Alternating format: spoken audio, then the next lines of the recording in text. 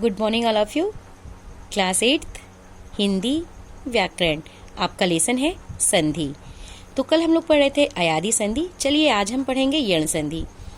यण संधि निम्नलिखित रूपों में होती है, तो चलिए देखते हैं। जब छोटी ई बड़ी ई के बाद इनके अतिरिक्त कोई अन्य स्वर आता है तो छोटी ई बड़ी ई का या हो जाता है।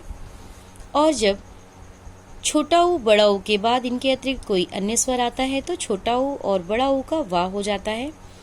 और जब री के बाद इसके अतिरिक्त कोई अन्य स्वर आता है तो री के स्थान पर रा हो जाता है।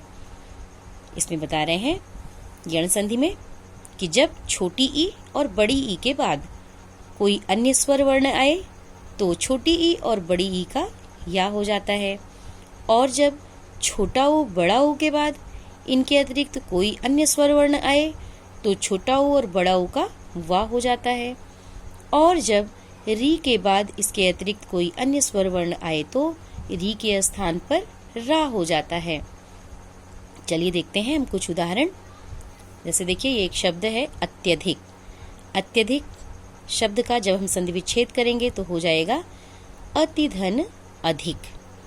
हम आपको संधि विच्छेद करते समय बताए थे कि जब भी हम संधि विच्छेद करेंगे तो सार्थक शब्दों का ही हम संधि विच्छेद करेंगे। सार्थक शब्दों का ही हम संधि विच्छेद करते हैं। कहने का मतलब है कि जब हम दो शब्दों को अलग अलग करते हैं तो इस शब्द का भी इधर शब्द का भी अर्थ निकले और इस शब्द का भी अर्थ निकले।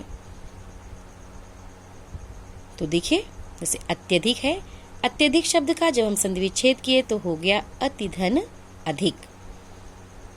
तो देखिए पहले शब्द का हम अंतिम वर्ण लेते हैं और दूसरे शब्द का हम प्रथम वर्ण लेते हैं।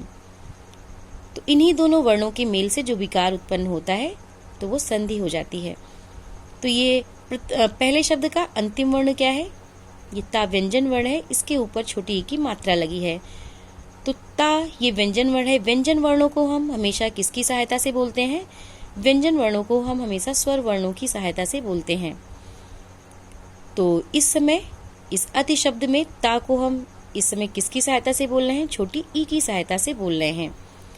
तो अति ई आया तो ये पहले शब्द का अंतिम वर्ण क्या हुआ? ई हुआ।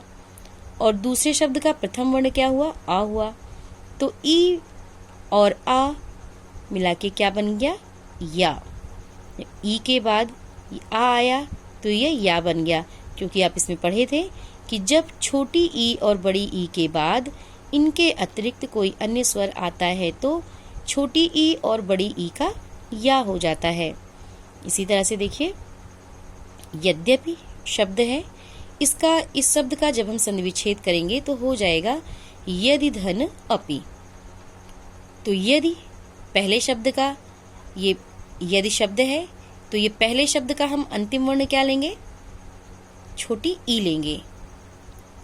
और ये दा देखिए दा व्यंजन वर्ण है, इसको हम किसकी सहायता से बोल रहे हैं? इस समय छोटी ई की सहायता से बोल रहे हैं। तो पहले शब्द का अंतिम वर्ण छोटी ई हुआ और दूसरे शब्द का प्रथम वर्ण आ हुआ। तो ई के बाद यहाँ पे आ आया है, इसलिए यहाँ पे या हो जाएगा, तो हो जाएगा यद्यपि।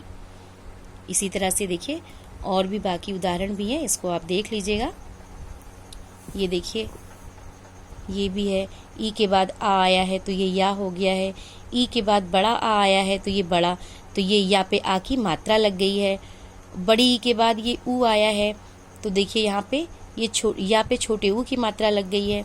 इसी तरह से ये देखिए ये सब उदाहरण है, आप इसको देख लीजिएगा। तो आज बस इतना ही, आगे कल आज आपका होमवर्क है ये यण संधि जो मैं आपको पढ़ाई हूँ, इसको आप फिर से पढ़ेंगे और जितने भी इसके उदाहरण दिए हैं आप इसका अभ्यास भी करेंगे। Thank you.